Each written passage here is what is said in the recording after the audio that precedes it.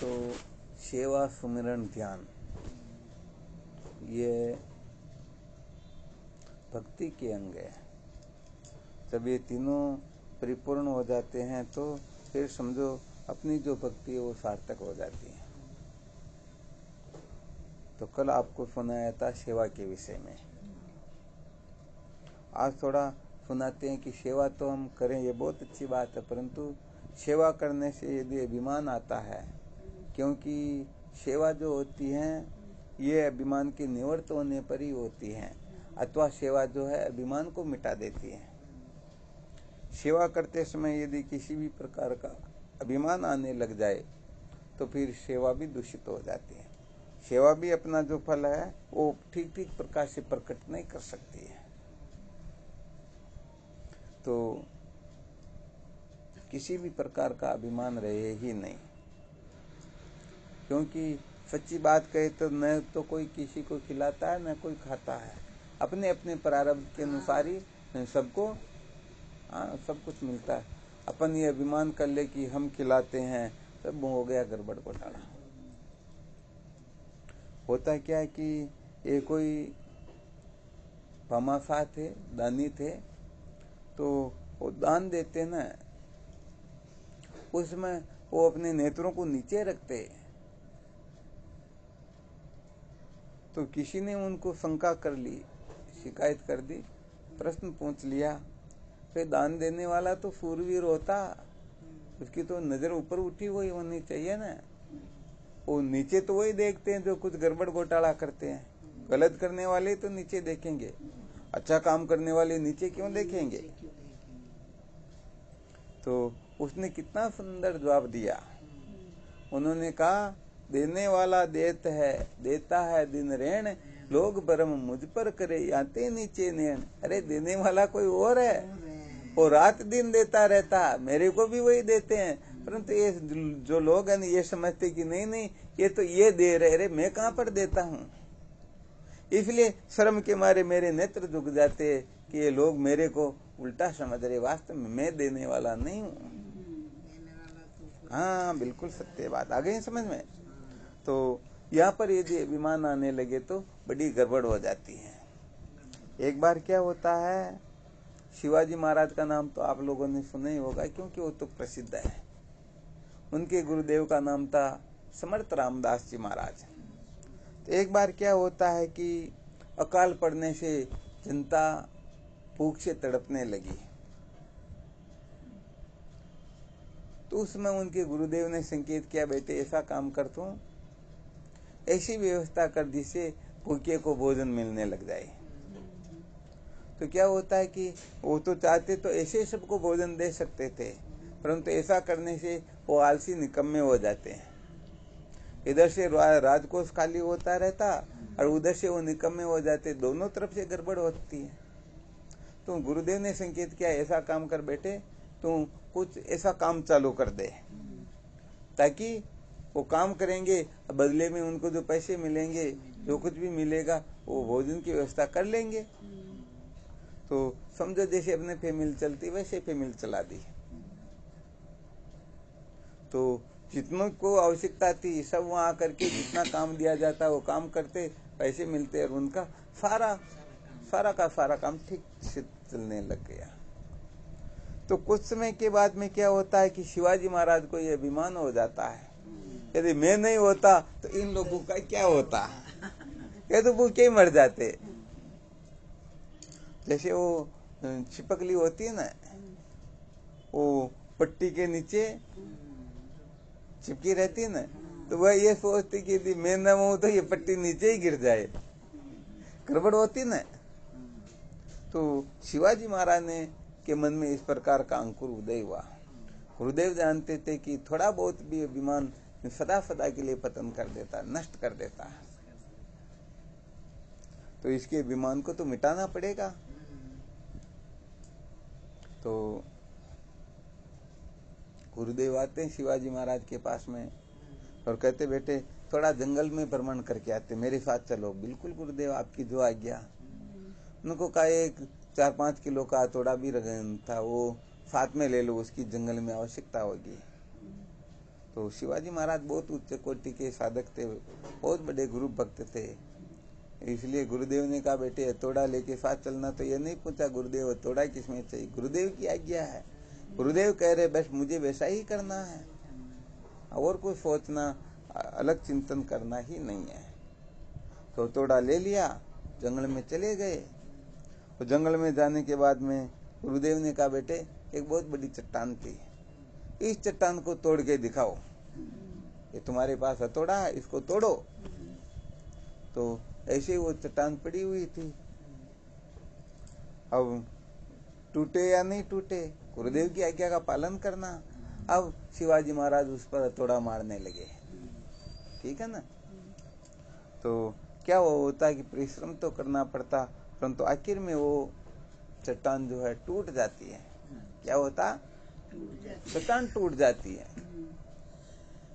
तो जैसे ही चट्टान के दो टुकड़े होते हैं ना, तो क्या देखते हैं, अंदर एक मेंढक बैठा हुआ है, उस मेंढक के मुंह में खाने की वस्तु है और पास में थोड़ा सा पानी भरा हुआ। अब तो समर्थ रामदास जी महाराज कहने लगे, उनका ठिकाना ही नहीं रहा, कहने लगे शाबाश बेटे शाबाश, अरे वास्तव में तेरे जैसा तो संसार में शायद ही होगा, अरे तू इनको भी भोजन पहुंचाने से नहीं चुका, कितना ध्यान रखता, अरे तेरे जैसा तो संसार में होगा ही कौन, वास्तव में तू तो बेटे सचमुच में सूरवीर है, तेरी तो दसों दिशाओं में ख्याति होनी चाहिए, तेरे से ज्यादा सूरवीर संसार में कौन होगा। तब ये बात गुरुदेव के मुख से सुनी ना, क्योंकि यदि समझो गुरुदेव किसी की स्तुति करने लग गए तो वहां बहुत बड़ी गड़बड़ है, ठीक है ना। तो तुरंत शिवाजी महाराज समझ गए कि मेरे हृदय में जो अंकुर उदय हो गया, इतने लोग यदि मैं नहीं होता तो भूखे मर जाते, तो मेरे को गुरुदेव ये समझाना चाहते हैं, अरे हम नहीं थे उस समय भी ये संसार चल रहा था, नहीं रहेंगे फिर भी संसार चलेगा, हम तो व्यर्थ ही अभिमान करते हैं। तो उसी समय शिवाजी महाराज गुरुदेव के चरणों में गिर जाते और क्षमा याचना करवाने लगते, गुरुदेव बहुत अच्छा किया आपने मेरे अभिमान को, हाँ वरना मैं तो पता नहीं, यदि आप ऐसा नहीं करते तो मेरा ये अभिमान किस जगह तक पहुंचता, और ये अभिमान ही क्या होता, यही सचमुच में पतन का कारण होता है। क्या होता, हाँ अभिमान करने का मतलब अच्छे अच्छों का पतन कर देता है, ये मिट्टी में मिला देता है। तो साधकों को ये सदा सर्वदा ध्यान रखना चाहिए कि किसी प्रकार का अभिमान उदय हो ही नहीं, क्योंकि ये अभिमान उदय हो गया तो जैसे ही ये उदय होगा ये अपने को मिट्टी में मिला देगा, अपना पतन करवा देगा, हम अपनी स्थिति में खड़े नहीं रह पाएंगे, स्थित नहीं रह पाएंगे। इसलिए अभिमान से यदि पिंड छूट गया तो समझो फिर कुछ शेष रहा ही नहीं। ये अभिमान ही हम अपने को अनादिकाल से संसार के चक्कर में भटका रहा। ये अभिमान 8 प्रकार का होता, कितने प्रकार का, हाँ 8 प्रकार के जो मद है ना, उनकी निवृत्ति हो तब समझो अब अभिमान की निवृत्ति हुई, और इनकी निवृत्ति हो गई तो समझो सदा सर्वदा सुखमय जीवन व्यतीत करता, फिर उनमें किसी प्रकार की व्यर्थ चेष्टा, झगड़ा झमेला, दुख कष्ट संकट देखने को भी नहीं मिलता है। तो 8 प्रकार के जो मद बताए गए हैं, सबसे पहला मद होता है कुल मद। कौन सा होता, कुल मद। कुल मद का मतलब मैं ऊंचे कुल का हूँ, तो भले ये अभिमान करना पड़े तो ऊंचे कुल का हो कि कुछ भी गलत काम नहीं करे, धर्म के सारे अंग उसमें विद्यमान हो, परंतु मैं ऊंचे कुल का हूँ और फिर किसी को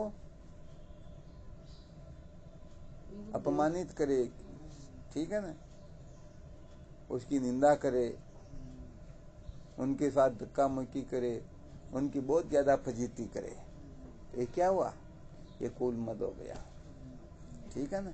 इसलिए ये कुल मद जो है अपने को कहने का मतलब सत्संग संतों का सानिध्य भी नहीं करने देता।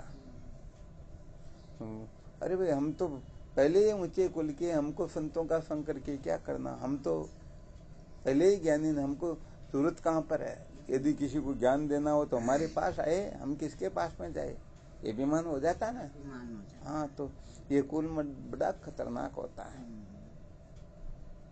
इसके बाद में दूसरा मद आता है शील मद। शील मद का मतलब कोई ब्रह्मचर्य का पालन करता है तो उसमें इतना अभिमान आ जाता है कि संसार की कीड़े मकोड़े क्या है, ये सारे के सारे भोगी है, मैं इनसे छूटा हुआ हूँ, मेरे समान तो इस संसार में कौन है।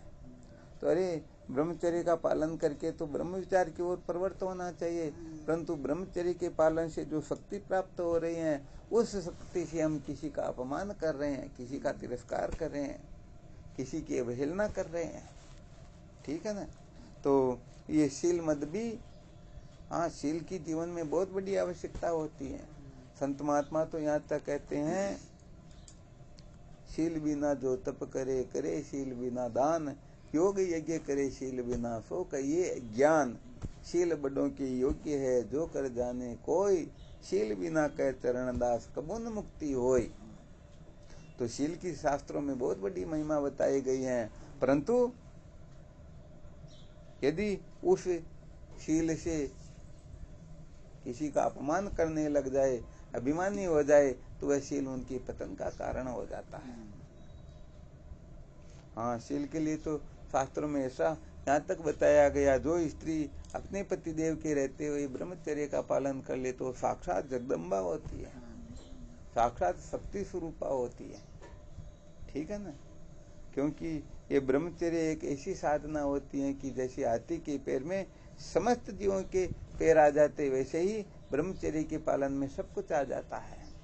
परंतु सचमुच में इसका वास्तविक रहस्य न समझ करके केवल देह इंद्रियां प्राण मन बुद्धि के ब्रह्मचर्य को ही ब्रह्मचर्य समझ लेते हैं। असली ब्रह्मचर्य में जब तक प्रतिष्ठित नहीं होते हैं तब तक ये नकली ब्रह्मचर्य उसे अभिमानी बना देता है और वह जीवन भर भटकता रहता है, जीवन भर एक दूसरे का अपमान करता रहता है।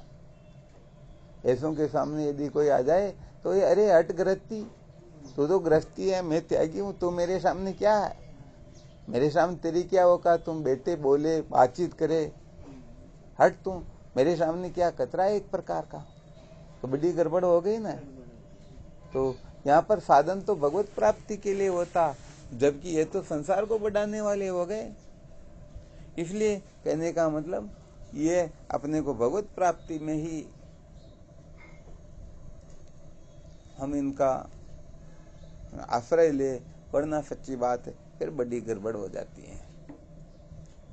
तीसरा होता है धन मद, और धन मद तो इतना खतरनाक होता है, जिनके पास में धन होता है ना, हाँ, इस संसार में ऐसा कोई नीच कर्म नहीं है तो जिनके पास में धन हो वह नहीं करते हो, क्योंकि धनवान लोग तो नीच से नीच काम ही करेंगे ना। तो धन हो ये बुरी बात नहीं है, परंतु धन का अभिमान बुरी बात हो जाती है। हाँ, धन का अभिमान तो इतना खतरनाक होता है कि इसके सामने सारे के सारे अभिमान, भागवत के 11 स्कंद के 23वें अध्याय में धन की बहुत अधिक निंदा की गई है। धन से कितने अनर्थ होते हैं, और जिनके पास में धन हो, ऐसा समझो कोई कह दे सूर्य पूर्व से पश्चिम, पूर्व को उदय नहीं होकर के आज पश्चिम को उदय हो गया, तो ये बात तो मानी जा सकती है, परंतु जिनके पास में धन हो और उनको अभिमान न हो, ये नहीं मानी जा, इतनी खतरनाक बात है। तो कहने का मतलब लोग धन के मद में पागल हो जाते हैं, तो सोचते हैं कि हम ज्ञान को तो खरीद लेंगे, संतों को खरीद लेंगे, पुस्तकें खरीद लेंगे, हम ऐसा कर लेंगे वैसा कर लेंगे, परंतु इससे ज्ञान थोड़ी मिलता है, इनसे काम चलता ही नहीं। इसलिए धन का मद भी बड़ा खतरनाक होता है, धन का मद भी निश्चित रूप से पतन कर देता है। और चौथा होता है रूप मद, और रूप मद तो रूप का मतलब अपने सौंदर्य का अभिमान, मेरे जैसी सुंदर संसार में कोई है ही नहीं, तो क्या करेगी वो, सचमुच में फिर पागल होके भटकेगी, क्योंकि वो केवल मात्र शरीर को सजाने के सिवाय और कहीं वहां उसकी चित्तवृत्ति लगेगी ही नहीं। उसका देह में अभिमान होगा, और देह में अभिमान होना ये तो सबसे बड़ा पाप है, इससे बड़ा तो कोई पाप होता ही नहीं है। इसलिए अपने सुंदरता की यदि कोई कल्पना करके, अभिमान करके, और फिर उसे किसी का अपमान करते हैं कि तुम हमारे सामने क्या, हाँ, मेरे पैर की जूते की बरोबरी में नहीं है, तू मेरे से क्या बात करती, तेरी क्या औकात मेरे सामने बैठने की, खड़े रहने की भी ताकत नहीं, चल हट मेरे सामने से। तो ये सुंदरता का जो अभिमान होता है ये बड़ा खतरनाक होता है।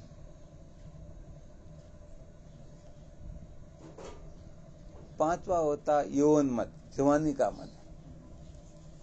और ये जवानी का मद तो ऐसा होता है कि इस युवा अवस्था के अंतर्गत जवानी के मद में पागल होकर के कौन से नीच कर्म जो नहीं करते हैं, तो जो इसका यौन का जो मद कर लेते हैं, निश्चित रूप से उनको भी पतन की ओर ही जाना होता है। अरे युवा अवस्था मिली तो भगवत प्राप्ति के लिए मिली, पूरी शक्ति सामर्थ्य लगा के भगवत प्राप्ति करो, परंतु ऐसा तो करते नहीं और अभिमान करके पता नहीं किन किन को किस किस प्रकार से कष्ट पहुंचा देते हैं। क्योंकि जवानी में तो आंखें बुद्धि पीछे रहती है ना, तो नहीं करना होता वो कर लेते हैं, जो करना होता है उसकी ओर दृष्टि जाती ही नहीं। ठीक है ना। छठा होता विद्या का मद है। ये विद्या का मद भी बहुत बड़ा खतरनाक होता है। ये इतना खतरनाक होता है कि जैसे वैसे देखा जाए 8 ही प्रकार के मद बड़े खतरनाक है। 8 प्रकार के मद वालों की हालत कैसी होती, थोड़ा दृष्टांत संकेत कर देते हैं। समझो किसी डोगरी के आंगन में बिल्ली मर गई, उनके बंगले में घर में, तो सोचा कि बिल्ली मर गई। अब यदि अपन वो जो डालने वाले उनको कहेंगे तो 100-200 रुपए ले पड़ेंगे वो तो ऐसा करते हैं ना, टोकरी में ऊपर नीचे कचरा भर लेते हैं और डाल के आ जाएंगे, किसी को पता तो चलेगा नहीं और अपने 100 रुपए भी बच जाएंगे। तो वह बिल्ली को टोकरी के अंतर्गत ऊपर नीचे कचरा भर दिया, बीच में उसको रख के डालने के लिए चली गई। तो क्या हुआ कि उनके बंगले का जो गेट था ना, अंदर ट्रक आ जाए निकल जाए ऐसा बड़ा गेट था, तो वो दरवाजा बंद करना भूल गई। तो क्या हुआ, बाहर एक ऊंट विचरण कर रहा था, वो रोगी भी था, बीमार भी हो रहा था। तो अंदर उसको नीम का वृक्ष दिखाई दिया। अब ऊंट को तो नीम का वृक्ष बहुत अच्छे मीठा ही लगता है उसको, तो अंदर चला गया और नीम के पत्ते खाने लग गया। तो कुछ पत्ते खाए और वो तो ऊपर से गिरा धड़ाम नीचे, उसी समय मर गया। अब वो बिल्ली डोकरी बिल्ली को डाल करके वापस आई, तो अब ऊंट मरा हुआ, बिल्ली को तो डाल दिया, ऊंट अब क्या करेगी बता, ऊंट को डाल सकती क्या। तो यहाँ पर कहने का मतलब देहाभिमान से छूटने के लिए थोड़ा बहुत कुछ करते हैं और उनमें ऐसा अभिमान, ये ऊंट रूपी देहाभिमान प्रवेश कर जाता है ना। थोड़े बहुत अभिमान की निवृत्ति के लिए, अध्यास की निवृत्ति के लिए, मूर्खता से छूटने के लिए साधन भजन करते हैं, परंतु उनका इतना अभिमान हो जाता कि ये ऊंट प्रवेश कर जाता, फिर इसको तो अब तो बुलाना ही पड़ेगा। आ गया समझ में। तो ये विद्या मद जो होता है ना, विद्या मद इतना खतरनाक होता है। उद्दालक मुनि का पुत्र श्वेत केतु गुरुकुल में पढ़ने के लिए भेजा गया, बड़ा समझदार था, उनकी तो बात ही कुछ और थी, परंतु जब पढ़ करके आया तो समझा कि मेरे पिताजी मेरे सामने क्या, मैं ज्यादा विद्वान हूँ, प्रणाम करे तो ये करे, मैं इनको कैसे प्रणाम करूं, तो प्रणाम करना ही भूल गया। जबकि पहले वो छोटा था तब बात अलग थी, वो हर प्रकार से नियम मर्यादा विधि पूर्वक रहता था, और अब विद्या पढ़ करके आ गया तो बड़ा हो गया। अरे क्या बात, तो विद्या का मत बड़ा खतरनाक होता है। एक कोई कलेक्टर साहब बन गए,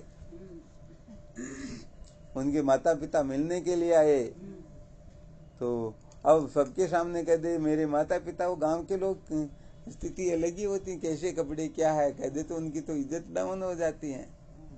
और प्रणाम भी करें तो कैसे करे, तो एक सिक्का था उसको नीचे गिराया और सिक्के को लिया, तो माता पिता तो समझ जाएंगे भाई हमको प्रणाम किया, और उनका भी काम हो गया। किसी ने पूछ लिया भाई ये कौन, ये हमारे वहाँ नौकर चाकर है, काम में जहाँ रहते हैं ना वहाँ ये नौकर चाकर है। अब देखो माता पिता ने उनके लिए कितना कष्ट देखा होगा, अंत में क्या कहा, ये विद्या का अभिमान है। तो कुल मिलाकर के विद्या का अभिमान बड़ा खतरनाक होता है। जो विद्या के अभिमान से ग्रसित हो जाते हैं, समझो उन्होंने ऊंट प्रवेश करा लिया। हाँ, यहाँ पर तो ऐसा ही हुआ कि बिल्ली के मरने से गंगा जी भेजा गया, जाओ वहां जाकर के पवित्र होकर के आओ। वहां जाकर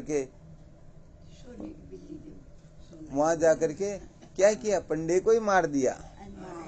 किसको मार दिया? यहाँ पर तो बिल्ली को मारी, वहां जाकर के पंडे को मार दिया। अब बताओ उसे कहाँ भेजा जाएगा? तो ये सभी प्रकार के मत बड़े खतरनाक होते हैं। ठीक बात है ना? तो ये विद्या का मद होता है, और विस्तार से इनकी चर्चाएं चलती रहेगी।